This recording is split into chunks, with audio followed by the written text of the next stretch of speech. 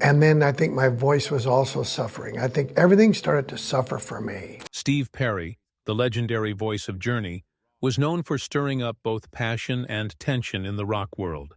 His perfectionist nature and strong opinions led to several heated conflicts with other musicians throughout his career. These rivalries shaped not only his artistic choices, but also influenced the direction of rock music. In the 1980, the David Lee Roth incident. The conflict between Steve Perry and David Lee Roth began with a messy incident in 1978. Perry, who was Journey's rising star at the time, walked into a dressing room only to get hit by flying guacamole during a food fight between Eddie Van Halen and David Lee Roth. This ridiculous moment left Perry angry, and his prized satin tour jacket stained. The incident represented a bigger cultural divide between Perry's clean-cut perfectionism and Roth's wild circus-like behavior. This divide grew wider over the years. In 1980, when Van Halen was struggling after Roth left the band, Eddie Van Halen called Perry to see if he might be interested in joining as their new singer. Perry was honored by the offer and admitted he was in awe of Eddie's natural talent. They talked about jamming together and what might be possible, but Perry had serious doubts. He didn't feel comfortable representing Van Halen's wild legacy with his more soulful style. Perry knew that trying to fill Roth's shoes would feel fake to both himself and the fans. David Lee Roth had his own opinions about Perry and Journey. In a 2019 interview, Roth described Perry's voice as universal but impersonal. He saw Perry as more of an eloquent sound rather than a strong personality. While Roth admired the musicianship, he felt Journey could easily replace their members without losing their essence, like actors in a Broadway show. This was very different from Roth's view of rock bands, which he believed should be about performance and swagger. Especially for music that belonged after midnight when we're all guilty. There was also unspoken competition between Journey and Van Halen as they toured the same venues and competed for radio play. Industry insiders noticed backstage tensions when both bands appeared together.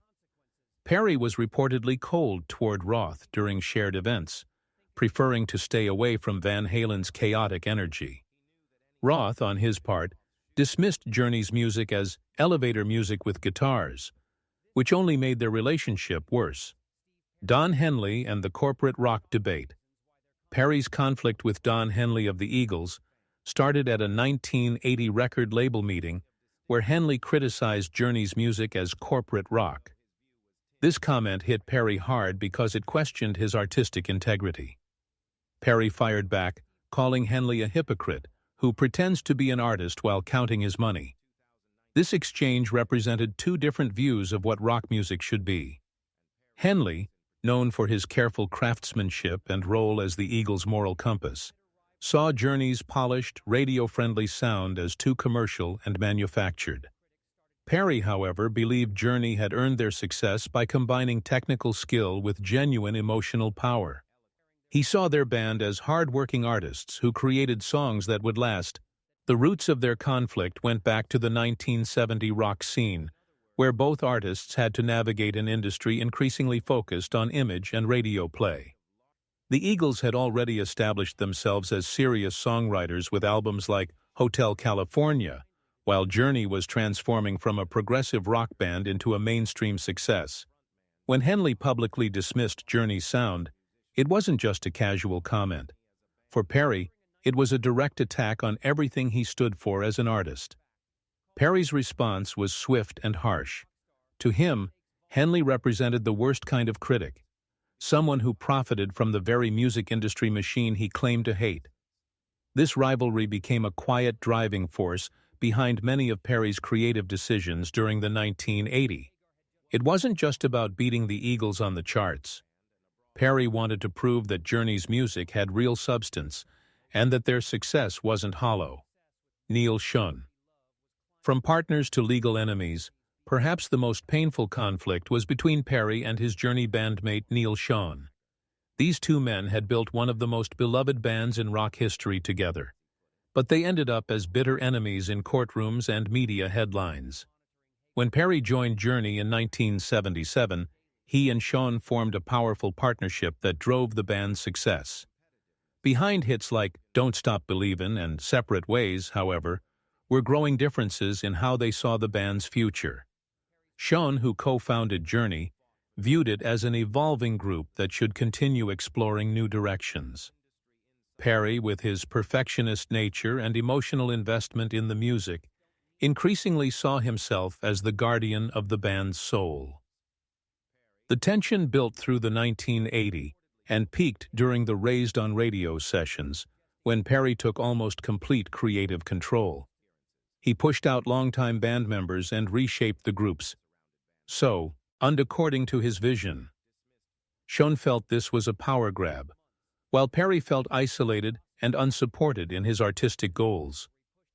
Perry first left the band in 1987, creating the first major break in their relationship.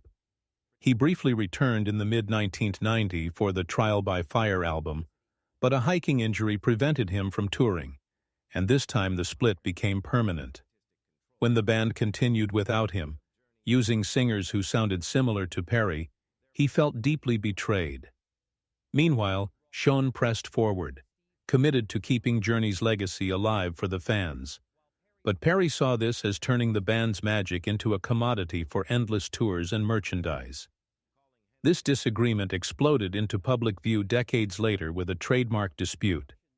In 2022, Perry filed a lawsuit alleging that Sean and keyboardist Jonathan Cain had fraudulently secured legal rights to Journey's most famous song titles for merchandising without getting unanimous consent from all band members. Sean responded angrily, calling Perry's claims total crap and accusing him of trying to orchestrate a takeover. The legal battle was about more than t-shirts and merchandise. It reopened old wounds between the two men. Sean saw Perry as a brilliant artist who had abandoned his bandmates, leaving them to carry the burden of keeping Journey alive. Perry saw Sean as someone who had stolen the band's identity, reducing their meaningful music to a brand that could be licensed and sold without respect for its deeper significance.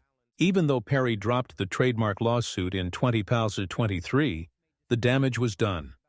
Public statements, social media posts, and legal documents had exposed the raw pain in what was once a harmonious partnership.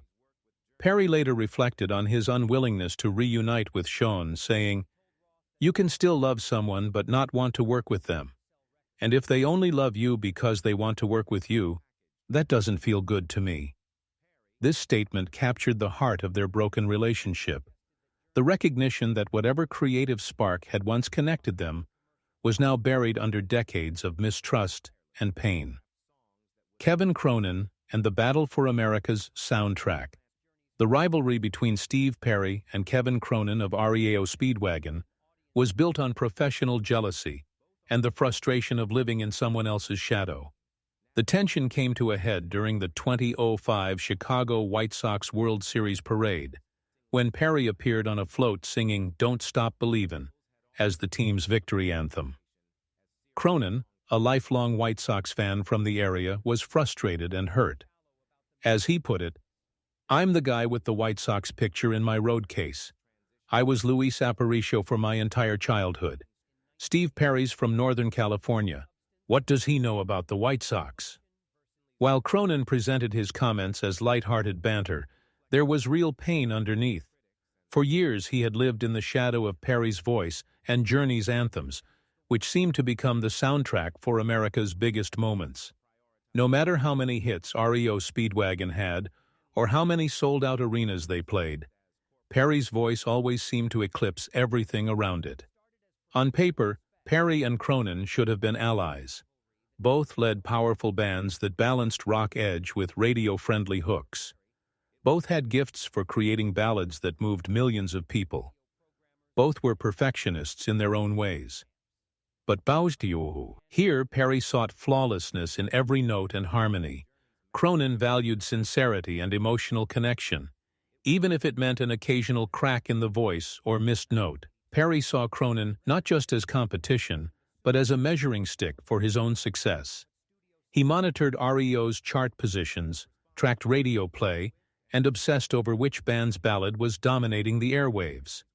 When Journey's Open Arms competed with REO's Keep On Loving You, or when Faithfully faced off against Can't Fight This Feeling, it wasn't just about which song fans preferred. For Perry, it was about validation and proving his worth as an artist. Insiders recalled that Perry would strategically time his vocal warm-ups at shared venues so that Cronin and his crew could hear the clarity, power, and precision of his voice. Engineers remembered Perry's obsession with outshining Cronin, spending extra hours layering harmonies and fine-tuning his phrasing to create recordings that no rival could match. Cronin, meanwhile, felt that Perry's perfection came at a cost. To him, rock and roll was supposed to be human and a little messy, filled with heart and passion rather than pristine production. He was bothered by the constant comparisons, believing that Perry's note-perfect style lacked the raw emotion that made music real and meaningful. The 2005 World Series parade crystallized decades of unspoken conflict. Cronin watched from afar as the team he had loved since childhood chose Perry's voice and song as their triumphant anthem. To outsiders, it made perfect sense. Don't Stop Believin' had become a cultural phenomenon and universal rallying cry.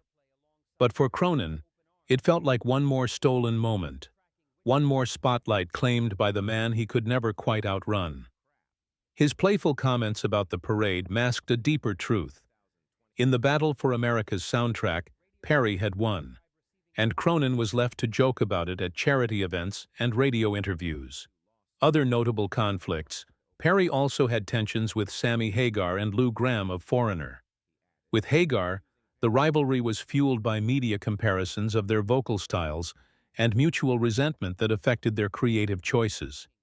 Perry reportedly dismissed Hagar as a manufactured rock star who mistakes volume for emotion, while Hagar mocked Perry's perfectionist approach in the studio. The conflict with Lou Gramm involved a failed attempt at creating a supergroup. During a casual breakfast meeting after a concert, Perry suggested they combine forces as co-lead singers of one band. However, Perry's vision heavily favored his control and his musicians, with Gramm essentially being folded into Journey's lineup. Gramm recognized the imbalance and the idea went nowhere, but not before both singers exchanged harsh criticisms of each other's styles. These rivalries reveal how high the stakes were in 1980 rock music, and how Perry's perfectionist nature often put him at odds with other major artists. While these conflicts may have been painful personally, they also pushed Perry to create some of the most unforgettable anthems that we still love today. The competition and tension drove him to constantly refine his craft and prove his artistic worth, ultimately contributing to Journey's legendary status in rock history.